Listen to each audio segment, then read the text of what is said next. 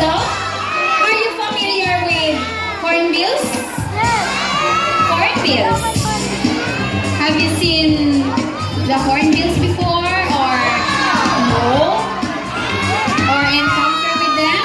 To our parents, have you seen a hornbill before? Did you know their local names? No, you don't have any idea?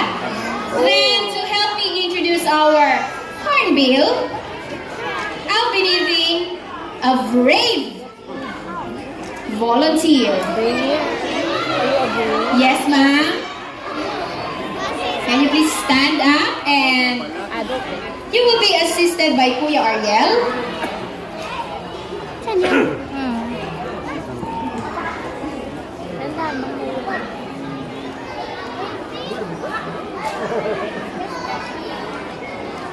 Ready? So kids, can we please be seated? Thank you. Upo ka muna, baby boy.